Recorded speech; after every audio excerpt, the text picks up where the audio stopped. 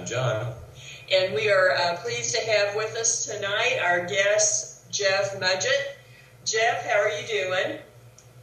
Well, thank you, Jon and Lisa. It's a pleasure to be on Paranormal Science tonight, and I look forward to doing the interview with you both. Good. We're very interested in your story and the book. It's a fascinating tale, and you've got a connection that we don't usually hear with these kind of stories. So we're pretty anxious to hear everything. And you kind of gave me a teaser that you have new information that we're going to be talking about too. Yeah, that's right. And I'm looking forward to getting in as deep in the story as you'd like to, and telling you the things that are going on right now about the story, the book, and the interest that the movie people have in making a movie of the story, and then helping me with some of the expensive things that I'd like to do about digging things up and coming with facts so that the world can see that Bloodstains and what I've written is a true story indeed, and can be proven with evidence, which I find very unique in today's paranormal and history world. And I'm excited about sharing it with you tonight. Very, very true.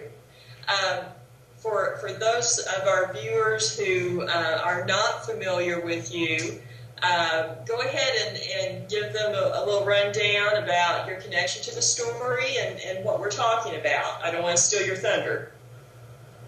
Sure. When I was about 40 years old, my grandfather came clean with the family that we were the direct descendants of H.H. Holmes, Herman Webster Mudgett. He liked to go by H.H. Holmes, who was probably history's most evil man and prolific serial killer. He was the first one they gave the phrase serial killer to. He was a doctor in Chicago who built a hotel, which they later called the Murder Castle, for the World's Fair, which opened there, which was maybe one of the greatest events in world history, and millions of people visited it. And he was ready for it with a Chamber of Horrors basement, which led to what I think were hundreds of murders. And I hope one day through forensic science to be able to prove that number. But so when I was 40, my grandfather told the family, that's who we were the direct descendants of. And the book, Bloodstains, is about my trying to live with that knowledge, from being just a normal guy down the street to all of a sudden having this DNA, these genetics, which are hard to deny and make you look at yourself in the mirror in different ways. Make you wonder whether you're capable of something like that, I'm sure. Exactly, and it does make you wonder if you're capable, and we all have those rages, those impulses that all human beings do, but now all of a sudden being a chip off the old block meant something, and those impulses and instincts that I had to learn to live with differently after learning to know what the truth was. Well, let's step back just a minute, and I've heard various stories about the murder castle, etc. Give the viewers a little bit of a description of exactly what H.H. Holmes did with the hotel to make it a perfect murder site. Yeah, it was a factory for death. It was situated. He bought some property through crime. And I explained it in the book exactly how he came to own this property. It was at a Junction Grove where the trains from downtown Chicago would transfer to a train that went out to the lake where the World's Fair was situated, so that these thousands of young ladies who would leave their families excited about this greatest event of their lives, dressed to the nines, their family lending them all this money to make it possible. They would ride the trains from New York, from Virginia, from all over the country. They would spend the night at one of the 2 or 3 hotels that were available at the time, ready to go the next morning into the World's Fair. But unfortunately, if they caught Holmes's eye he would give them a room on the second floor where he had engineered these rooms so that he could either asphyxiate, murder, or render unconscious these poor young ladies, where his henchmen would go up to the room and then shoot her down one of the grease chutes down to the basement, where she would land on a gurney and be strapped down. And then Holmes, straight out of Dr. Frankenstein, the real one this time, he would operate on these young ladies through engineering torture or engineering the use of their organs that he would sell around the country for different purposes. I still haven't quite come sure with how he used these chemicals that he engineered from these organs, but he did sell skeletons all over the country to medical schools. As a matter of fact, I have had 2 or 3 medical schools contact me after I wrote the book, telling me that they were removing these skeletons from their schools because they feared that they had been purchased, at the turn of the century from H.H. Holmes. So basically, he had taken the earlier practice of grave robbing and stealing cadavers for medical schools to basically the next step. Exactly. He took it to the next step, and his skeletons were known as the most pristine, the best there were in the world. We even have evidence of him selling skeletons at the University of London Medical School. So he moved it up, as you described it, to the next step. And this it's an amazing story, Lisa, because it's gone largely quiet for 100 years in our country. And now that, The Devil in the White City was written, Bloodstains has been written, now that Hollywood is interested in making movies about this horrible man, it's amazing that he was largely quiet, that history just ignored him. Maybe it was because Chicago and Illinois didn't want the story out about what Chicago had been involved in.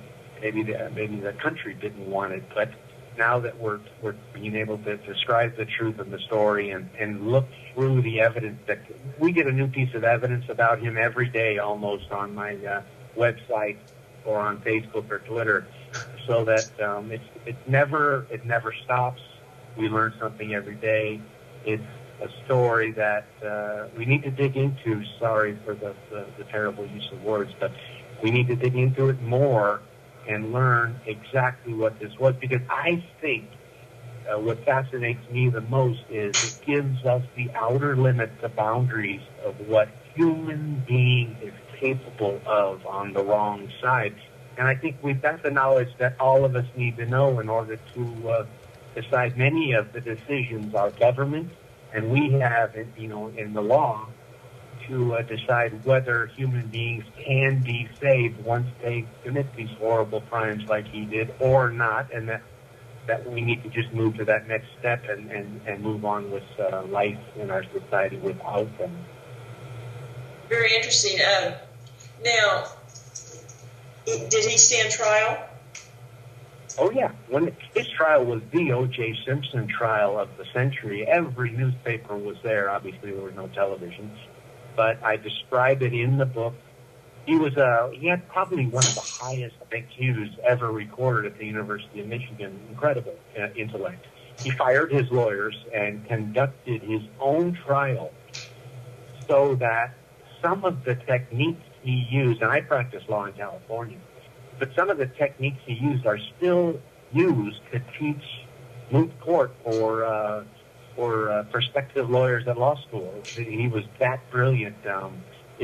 When I go over some of the transcripts from the trial, I'm amazed at how a man that never practiced law before suddenly took on the many prosecutors that were involved, and the back and forth he had with the judge was simply amazing. So that when your listeners decide if they ever do want to read my book, they're going, just that chapter alone about the trial is enough to scratch their head to wonder that how could a man who never practiced law before in his life could have been so good that these prosecutors thought that he was the best lawyer they'd ever faced in their careers.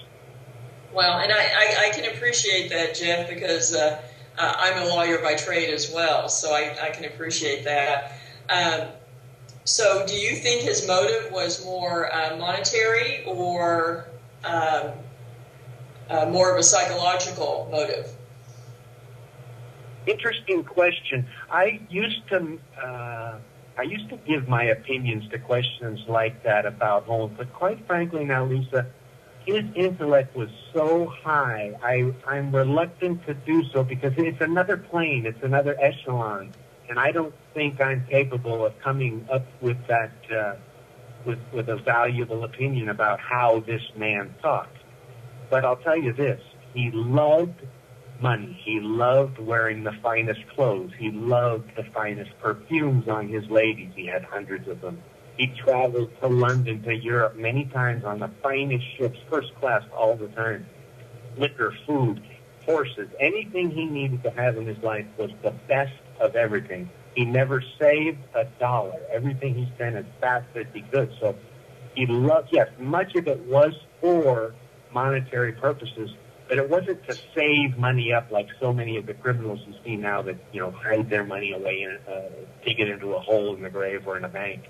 This man just loved to spend it as fast as he possibly could. He reminds me a lot of another doctor of similar time period, Francis Tumblety, that ended up being based in St. Louis, and very similar, extravagant lifestyle, etc. Actually had been convicted of murder and absconded and never served a day, etc. And something that's shared by the two is that they both have been named as suspects as Jack the Ripper various times. Well, you bring up an interesting subject. We have, for 2 years now, I've been arguing that the possibility that Holmes was Jack the Ripper and the mystery has been solved is right before our eyes. If people would just listen to some of the evidence that I've been offering, it's hard to get the Ripperologists, the ones that are so set in ways that it has to be an Englishman. It's hard to get them to consider our evidence, but I can tell you this, Lisa, and you being a past practitioner of the law, you'll appreciate this.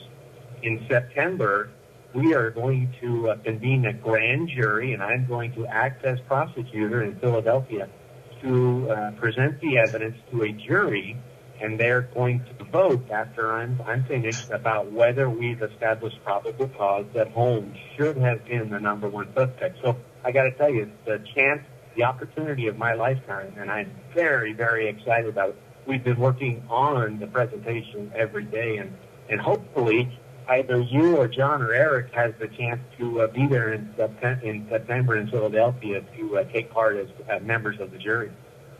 That would be very interesting. That would be fascinating. In fact, I'd be happy to talk to you about that possibility later. Good. Be very pleased to. What? And I'm going to jump a little bit back and forth because a lot of our viewers are very interested in the paranormal connection with this as well. And the mansion has been called one of the most haunted places in America. What are your thoughts on that? Well, I write about this in the book, and it was a part of, I don't know whether any of you watched the History Channel show they did with me and the Murder Castle called Paranormal. The title of the show is escaping me, but it was about the Murder Castle. It was Paranormal History, I think, but it was about 4 or 5 months ago they ran it. They ran it periodically on History Channel. It's a full hour, and they took 3 film crews with me, and the post office gave us permission to go into the basement of the post office, which was built over the top of the Murder Castle in 1937. Now, when I described going down into the basement the first time, there was a basement door that was barricaded over. None of the employees at the post office used the basement. They all thought it was haunted. The custodian went down there periodically because he was required to by law because it was a federal building. But we got permission. We went down that first time, and I described descending the stairs, Lisa, not believing in ghosts, not believing in the supernatural, having trouble, and I hope I don't offend any one of your listeners, having trouble even with God. When I came back up those stairs an hour and a half later, Jon, I believed in all three. And it wasn't because I saw a little girl on a tricycle in a little dress like you see in The Shining. I didn't have a ghost attack me with a knife blade, with a fancy knack, any of that stuff. But there was an absolute energy that descended on my partner and I in that basement, which was not worldly. It was supernatural. It was paranormal. So that, like I say, when we emerged back up those steps, I believe 100% now that we may not, you and I may not see it in the next 10 years. We may not see it in our lifetimes in the next 20 years. But sooner or later, someone is going to prove that that energy exists, that when we die, it just doesn't disappear. And I believe it's going to be proven at 63rd and Wallace, where the murder castle was. Oh. My throat's killing me. I'm sorry. I'm just not able to today. Well, I mean, what you're saying is actually makes a lot of sense to anyone who investigates, because energy is probably the universal factor in a haunting, is unexplained energy. And I think that that's probably true, and a lot of what true orbs are just energy. I mean, they're not really paranormal, but they're energy. And a lot of times you'll run into things that feel just heavier. It's like it's almost like walking in water. So yeah, we know exactly what you're talking about when you're talking about energy. I think the walking in water comparison is very accurate. That's very good, and that's exactly what it felt like. It also is something which decides or selects which person or which group of people it wants to touch in another group, because when the three of us went down that first time, Jon, two of us felt the energy. The third didn't feel anything.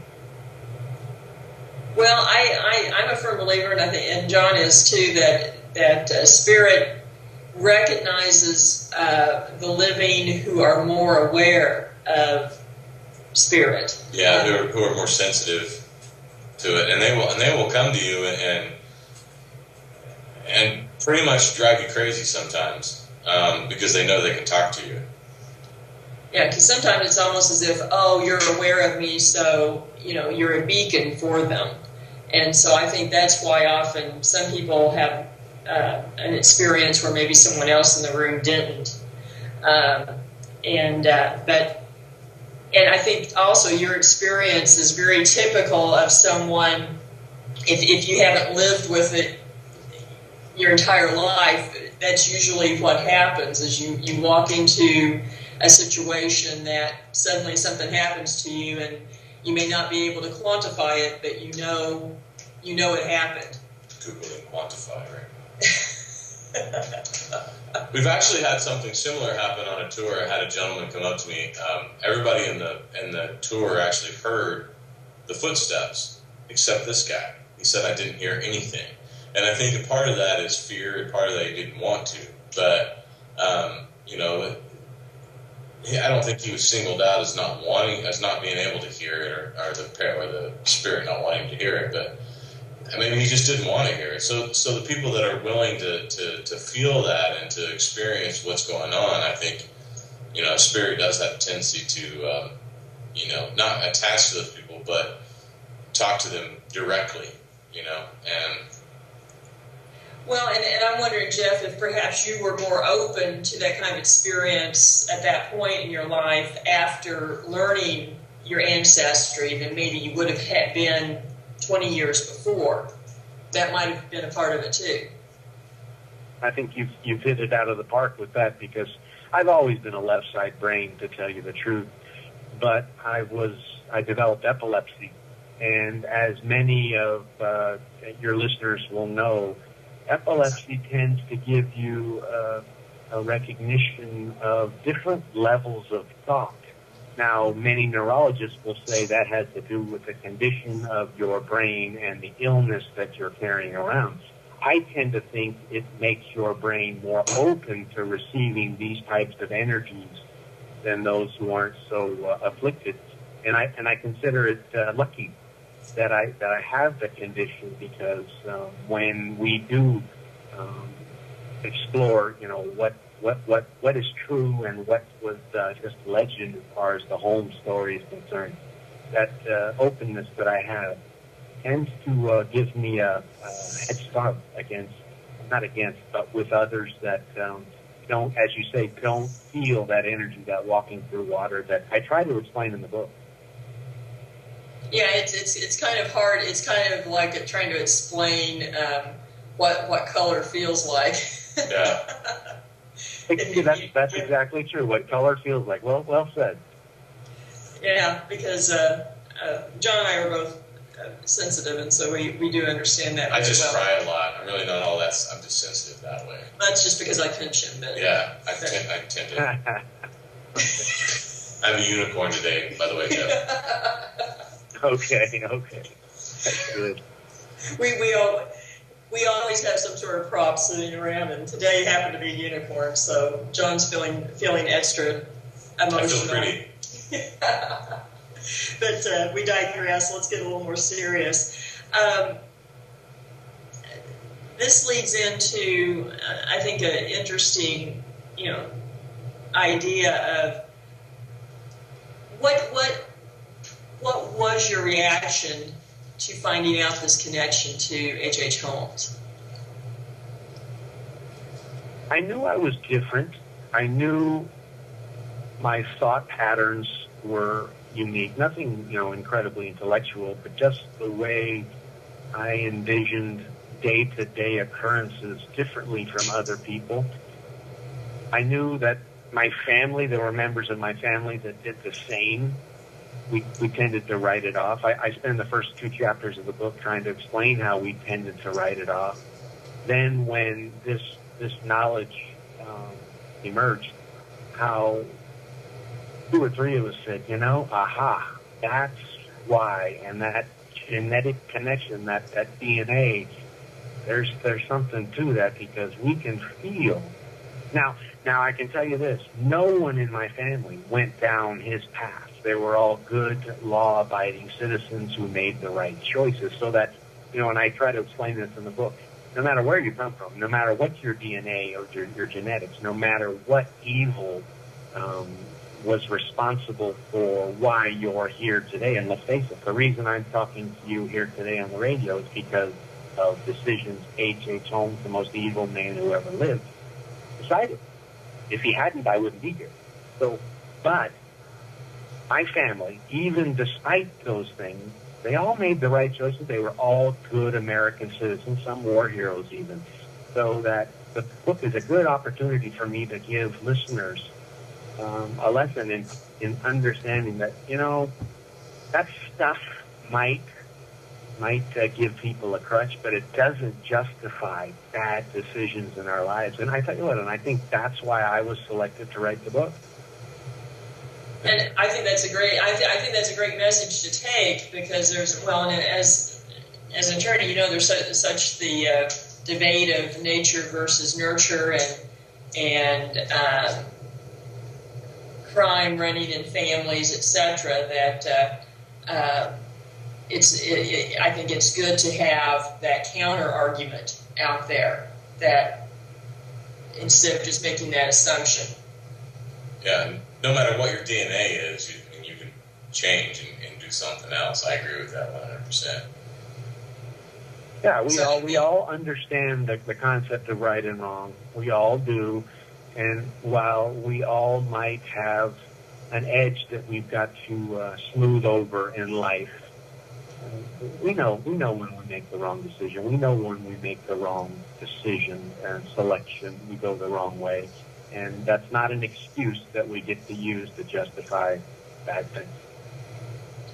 And I think that, and this crosses back over to the paranormal topic, that people often will make the assumption and the leap that there's a connection to something evil or inhuman, etc., to explain things. But I think this story is twofold. That not only the events that happened, but perhaps what's going on that site now is you can't just make an assumption that something is good or evil. It's a lot more complex than that.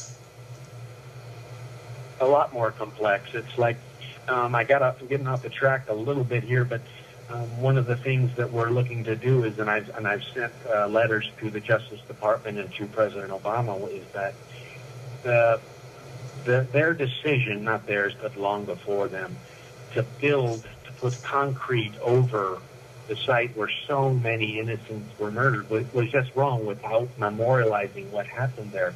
And I've asked them to assist us in exhuming, in excavating and exhuming that site. We can do so without stopping the operations of the post office, but we need to discover the true evidence and the things that happened there, so that energy that I know exists there, that we've already talked about today, can be set free, and those innocents are allowed to proceed to where we all should have the right to do when we die. So that I haven't heard back yet, but I'm going to keep pushing and pushing and pushing, and that's when your listeners help purchasing the book or the audio. That's what we use the money for now, to see that those excavations occur, so that we can, once again, that's why I think I was elected to write this book, so that those 200 or 300 people can be set free from the concrete that was poured over their graves by the federal government. Well, I think that if that's ever done, an excavation done, and there are bodies found, that would be a very interesting situation, because there's so many paranormal cases and hauntings that center on unmarked graves, disturbed graves, people who were not acknowledged when they were put to rest. That there's a lot of circumstantial evidence that those situations contribute to hauntings. It would be very interesting to see if, specifically we have this situation, and if you're able to relocate bodies and bury them, if it changes the energy and the activity in that location. I think it will, absolutely. I don't have any doubt about that happening. Whether we can record it happening when it does, is still a question. That may require, our technology to proceed further. But I think you're going to be able to notice the fact that if we do it right, and if it's done properly, so that we do it with respect for those that perish there under the most terrible, horrible conditions a human mind is capable of even imagining. And I tried to recreate some of those in my book. This man with this horrible intellect experimented with the levels of pain that a human being, an innocent, could be put through, begging for their life while he laughed them off. This is the horror that existed at this place in Chicago that they decided to build a post office over without memorializing those poor innocents. And that's just wrong. Everyone can agree with me on that. That's just wrong. So that if we do it right, hopefully we can record that transfer of energy. Maybe not, but maybe yes. And in any event, we'll all know that we did the right thing. And that's why I believe that Attorney General Holder and President Obama will agree to do this if I explain exactly how, the money that we need, and that we won't interfere with the operations of the post office. So I'm doing my best, and like I say, the help that you give me on the show tonight, let me talk about this. Your listeners helping us with the book. Those are steps in the right direction, and you can be a part of history.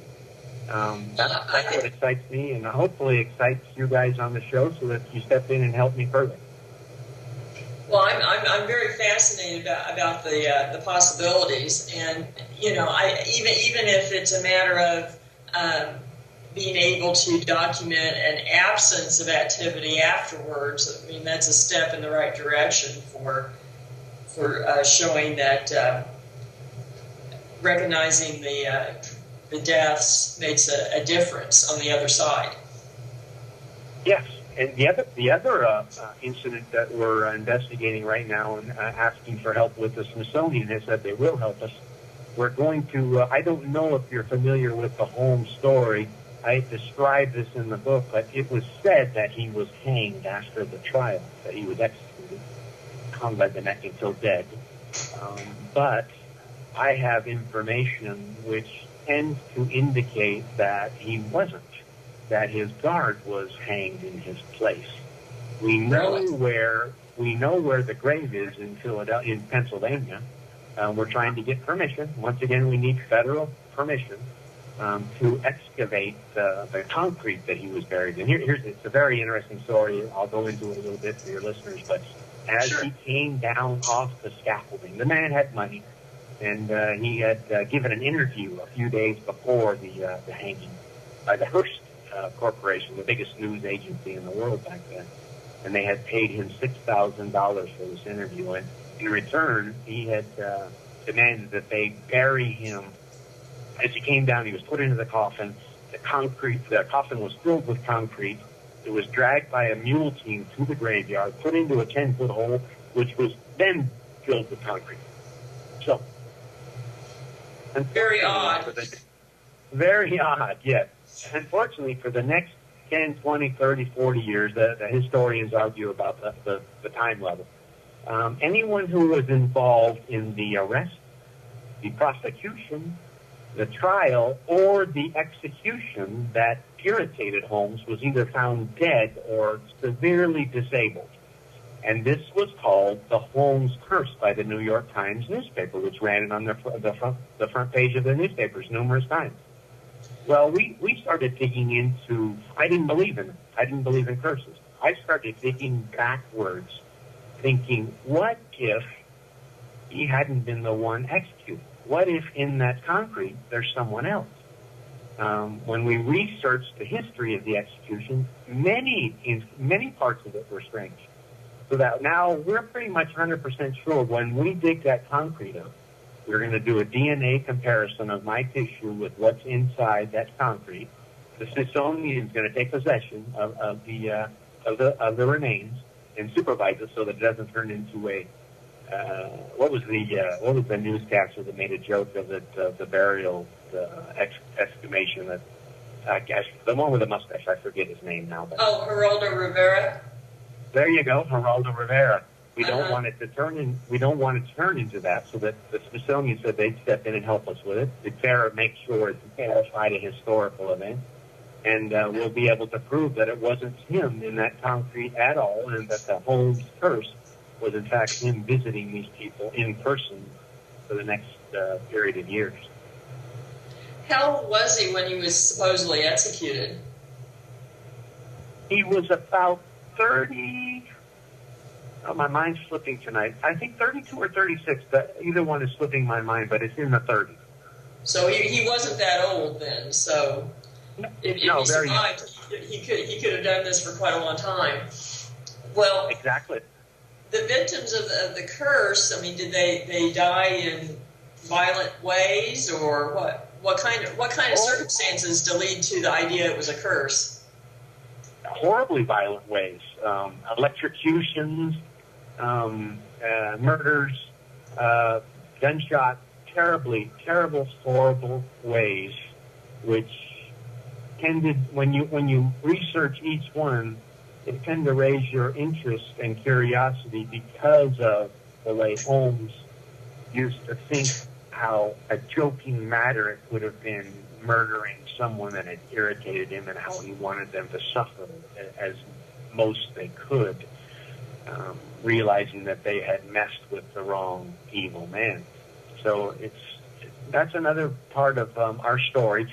We've researched how much the exhumation and the DNA comparison will be. I tried to get the History Channel and the Smithsonian Channel to step in and help us. It's about $100,000 to do this. So they haven't agreed yet, but we're going to keep trying to sell books to cover it, because that's what I want to prove. Because you get into that, proving it wasn't him that was executed, the parts about him being Jack the Ripper, the parts about other parts of my story in Bloodstains that I haven't described to the reading public yet, become much easier when that Holmes curse is thrown out the door, and here he was, a living man with another name, visiting these people for his vengeance.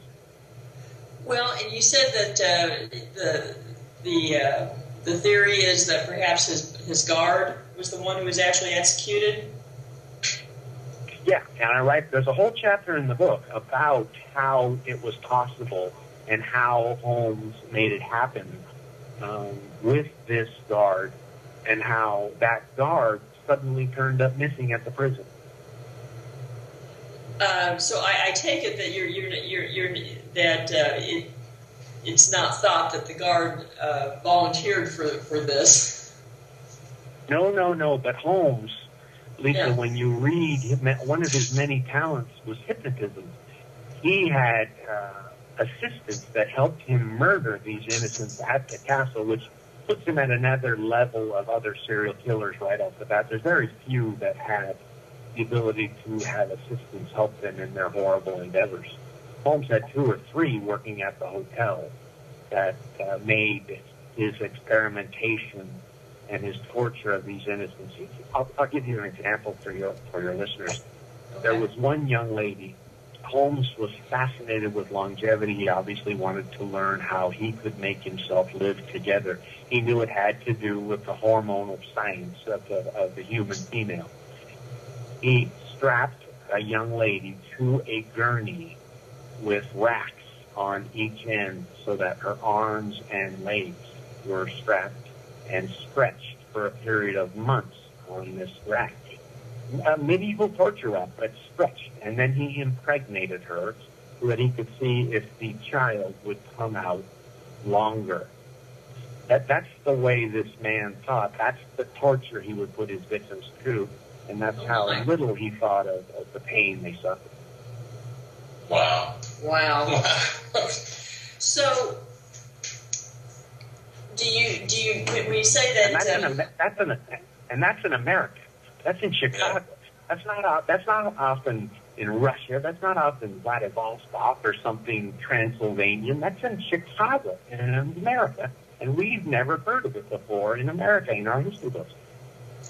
Well, I you may agree with this, but I find that as different similar stories that I come across, very often those monsters do go relatively unknown in history, that we tend to try to forget it as if, that was just an aberration that couldn't happen again.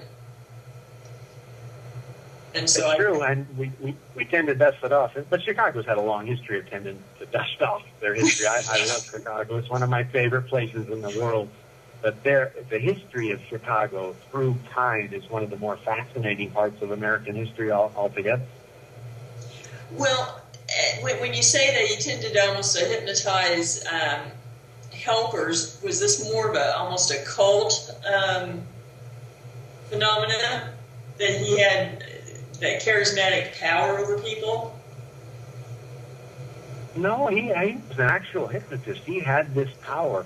As a matter of fact, when the jury was convened for the trial, the judge instructed the jury not to look into Holmes's eyes. Now imagine that. In an American court of law, the judge instructed the jury not to look into his eyes because they were worried that Holmes would have an effect on their vote. Wow. Was there any documentation of this happening while he was in custody or anything? In custody, there are notes. He wrote interviews. There are news reporters that refuse to go back a second time. Many like that now. The transcripts of the trial exist. You can dig those up and read those yourself. So those are not things I'm making up from my imagination. Oh, I'm not doubting that. I was just wondering if they were able to document that he was hypnotizing people while he was in custody pending trial. Well, that wouldn't have done him any good. It would have had to have been a secret for his plan to have worked. If they knew that he was hypnotizing guards around him, they would have removed him from his custody. Right. Yeah. I mean, it's just fascinating to try to imagine a judge instructing a jury that way. A thought that's crossed my mind here is that there's usually the assumption that someone who does things like this is a psychopath or at least psychotic tendencies. But then there are cases where, clinically they say they aren't. Has there been any research or study of whether they think he was a psychopath or whether that this was just calculated on his part? Yeah, one of the chapters in Bloodstains is about some of the doctors that interviewed him and wrote their opinions as to his psychopathic tendencies. They're interesting. They're turn of the century stuff. They're not modernized. I tend to believe that he wasn't mentally ill. The word psychopath is, as I've dug into it more and more, even not being a doctor, it's a difficult concept to lay your fingers and get a grip onto as far as what is and what isn't and what degrees and what levels are necessary before you commit crimes and evil. Now, I know Holmes had the ability and the intellect to have been a Louis Pasteur had he wanted. He could have cured disease in the human species, and he knew that. Instead, he decided he would rather have been evil, and he decided that at a very young age. He decided it without any forced actions or things occurring to him that made him an evil child. He decided. He went through both sides. He picked, and that's one of the things that I want to do in the book to make sure everyone understood. This was a man who decided to be evil. It was a choice. He could have done the other things, and that's something we need to admit is capable, that the human species is capable of, so that we're ready for it when it occurs again, and it will. There will be another H.H. Holmes. How soon, I don't know. Maybe there is one right now we don't know about. But it will happen again, and we need to be ready for it. Well, and I agree. I think there are definitely situations that serial killers are made by circumstances and things that happen to them, but this kind of situation is more disturbing, in my opinion. Now, there's a lot of discussion in the paranormal field about whether someone's nature while they're living affects things after death. For instance, if you're dealing with a haunting of someone that was rather evil, very violent, that those lead to evil, more evil or violent hauntings, and often what people think might be demons or whatever. Has there been any indication that H.H. Holmes has haunted anyone after the grave? Well, the book is about him haunting me after I learned who I was and the psychological journey that I went on, having him talk to me. Now, my neurologist will tell you that has to do with my epileptic seizures, not any hauntings. I tend to believe, because of the facts I learned during these discussions that I had, that I described in the book, things that I would not have known otherwise, that there's more to it than just a seizure, an epileptic seizure. So the question you asked is right there for you to discover too, and I tried to do my best describing. And I give my readers the choice. They can go to the neurologist side and they can say, Mr. Mudgett, was suffering an epileptic seizure, or you can accept some of my arguments to maybe believe that this energy was a haunting once I learned who I was and where I came from. So I think everyone should have their choice how they want to believe that, because when I go do signings or I go do shows or talks, I run into people that are very open, like you and Jon are, Lisa, to the possibility that this energy exists in the world, and then there's others that are almost violently opposed to the possibility and won't even consider that this energy exists after death. So I don't try to persuade anyone. I don't try to talk anyone into it. I just suggest that they take an open mind and take a look at my book if they have an extra couple of hours and see where they come down on that issue. Well, go ahead. I was just going to say that without getting into a religious discussion, the possibility of energy after death is something that because it would totally disrupt the religious beliefs, and that's why a lot of people are so violently against it, like you're talking. I've come across these people. I know what you're talking about, and you have to go one place or another, right? Well, that's not necessarily true. But I think that the world is, and we've talked about this on the show before, it's shifting differently to a belief structure that we are all connected through the web of life of some energy of some sort. Whether you call it God, the universe, whatever. Or just in clinical scientific terms of that all matter is energy and you can't destroy energy. Right. Exactly, and Einstein described that exactly how it is and how it can't be destroyed. It's like oxygen in the atmosphere. It's like water on the earth. It doesn't go away. It just can't disappear. And I think anyone that studies some of Einstein's theories will agree with the three of us that while it's not as easy to understand as oxygen and water is, just because it's not easy to see or feel or understand doesn't mean it doesn't exist. And that's why at the beginning of the show I told you I think with a few more years, with some more technology, with a little more digging, we may be there pretty soon. Well, I mean, when people ask us questions along those lines, the answer we often give is, well, 500 years ago the world was flat and the Earth was the center of the solar system and the universe, and if you said otherwise, you were a heretic and a lunatic. And so knowledge evolves and grows over time. So I completely agree with you there. And there's certainly, just in our own experience, there are hauntings that people have that seem to be traced to family members, and even those that were deceased decades before the person was born, that they really don't understand why there's a connection. Why is this person here with me? And so I certainly believe that's a possibility. And I find it really interesting you saying that information came to you that you had no way of knowing. I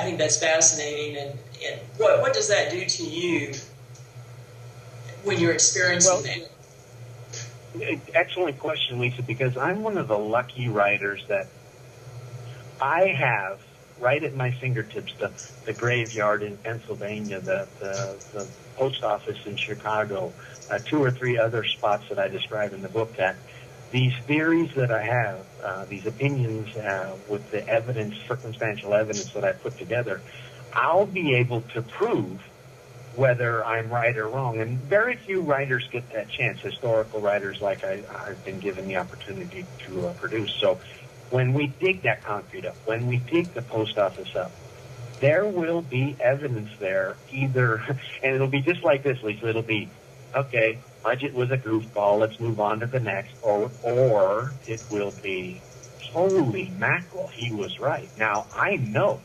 which way it's going to go when those things are done scientifically, when the forensic evidence is pulled up from that earth. So I'm one of the lucky ones that has the ability to go on a show like yours, give my opinions, and half your listeners can think I'm a goofball, that's all right.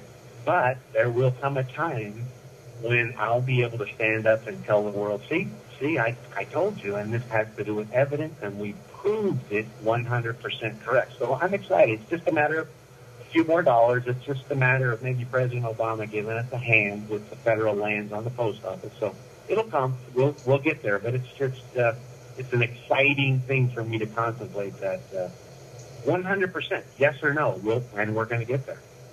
And I admire you for putting yourself out there to be proven right or proven wrong. And not everyone is willing to stand up and do that publicly. And so I commend you for that. I really do. Thank you. If viewers are interested in more information about getting the book or finding out more information about some of these other projects that you're still working on, how can they get a hold of you or your book? Well, I tell you, it's a great time for you to have me on the show because we have a free offer on our website we just did the digital download of my book, and we have a free sample of the digital download. The first 38 minutes, the first 18 pages of the book, so the listener gets a full chance to see if they'd like to purchase the remaining book. It's for $5.99 for the whole 13 and a half hours. It's the best value in the industry. But before then, go on and check the free sample, and make up your own mind. Now, you can get that at bloodstainsthebook.com. One word, Bloodstains the Book. Or you can put Bloodstains on Google. We're number one on the first page. But bloodstainsthebook.com. Follow the big red arrows and take a listen to the audio digital download, which is absolutely free, and make up your own mind. I think you're going to like it. We had professional actors do the readings of the words of H.H. Holmes. It's a spooky thing to turn the lights off in your room late at night and listen to the words of H.H. Holmes. And I think you're going to enjoy it from an entertainment standpoint or from a historical standpoint. And then seeing that when you help us with these purchases, you're giving us a hand changing history, and we appreciate it very much. Are there other things that people can do to help these efforts along for the excavation of the body as well as the post office? Sure. I tell you what, if you follow the blog that's at the website, we'll be giving the details out about the grand jury that we're going to be convening in Philadelphia. Those tickets are going on sale pretty soon. There's going to be 3 separate events in Philadelphia. We just got signed up to do an event in Sydney, Australia. Utah, we're getting asked to do another grand jury, and then in Chicago. So it's, awesome. If your listeners would like to be a part of the grand jury and listen to me present the evidence on why we think there's probable cause that H.H. Holmes was Jack the Ripper, I'd love for them to be a part of that and help us out with that as well. Or you can buy the print copy of the book at bloodstainsthebook.com as well, or at Amazon. Amazon sells it too. Awesome. Jeff, I really appreciate you coming on. This has been a fascinating discussion, and I'm really interested in finding out what happens with these other efforts, and the grand jury is something fascinating that I definitely want to talk to you about later. We really appreciate you coming on, and perhaps when we have a little more information as things unfold, we can have you back. You know, I'd love to come back on, especially after you and Jon listen to the audio download, and then have we can get into some of the more intricate details of Holmes and his life and what happened after that makes me believe he was never even executed. But I really want to thank you for having me on your show. Thanks a lot. Thank you for being here. Thank you for, yes, thank you very much. And we'll keep in touch and have you back on later then. Okay, good night. Good night. Thank you, Jeff. And everyone stay tuned for Selena Roan, Closer to Death. She's got Tracy Ray Ramsey and Keith Ramsey. Tracy Ray is the psychic, and Keith is the rocker from Deep South Paranormal. Thank you, everybody. Herman Webster Mudgett, he liked to go by H.H. Holmes, who was probably history's most evil man and prolific serial killer. He was the first one they gave the phrase serial killer to. He was a doctor in Chicago who built a hotel, which they later called the Murder Castle, for the World's Fair, which opened there, which was maybe one of the greatest events in world history, and millions of people visited it.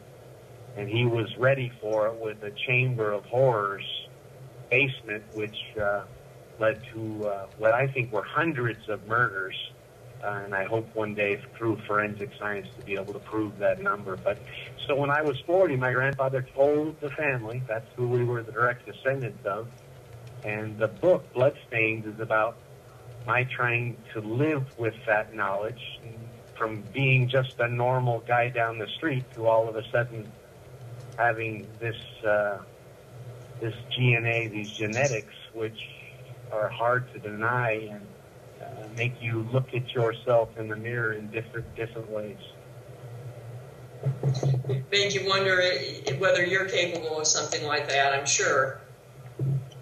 Exactly, and it does make you wonder if you're capable, and we all have those rages, those impulses at the time, ready to go the next morning into the World's Fair. But unfortunately, if they caught Holmes's eye, he would give them a room on the second floor where he had engineered these rooms so that he could either asphyxiate, murder, or render unconscious these poor young ladies, where his henchmen would go up to the room and then shoot her down one of the grease chutes down to the basement, where she would land on a gurney and be strapped down. And then Holmes, straight out of Dr. Frankenstein, the real one this time, he would operate on these young ladies through engineering torture or engineering the use of their organs that he would sell around the country for different purposes. I still haven't quite come sure with how he used these chemicals that he engineered from these organs, but he did sell skeletons all over the country to medical schools. As a matter of fact, I've had 2 or 3 medical schools contact me after I wrote the book, telling me that they were removing these skeletons from their schools because they feared that they had been purchased, at the turn of the century from H.H. Holmes. So basically, he had taken the earlier practice of grave robbing and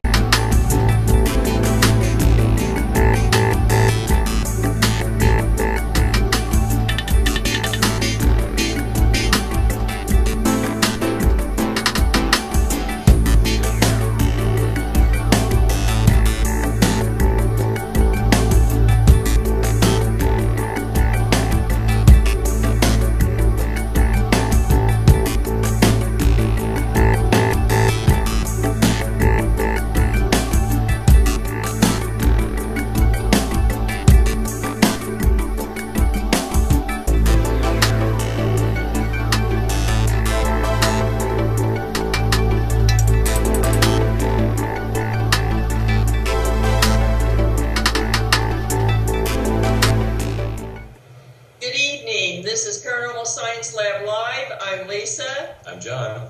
And we are pleased to have with us tonight our guest, Jeff Mudgett. Jeff, how are you doing? Well, thank you, Jon and Lisa. It's a pleasure to be on Paranormal Science tonight, and I look forward to doing the interview with you both. Good. We're very interested in your story and the book. It's a fascinating tale, and you've got a connection that we don't usually hear. All human beings do, but now all of a sudden being a chip off the old block meant something, and those impulses and instincts that I had to learn to live with differently after learning to know what the truth was. Well, let's step back just a minute, and I've heard various stories about the murder castle, etc. Give the viewers a little bit of a description of exactly what H.H. Holmes did with the hotel to make it a perfect murder site. Yeah, it was a factory for death. It was situated. He bought some property through crime And I explained it in the book exactly how he came to own this property.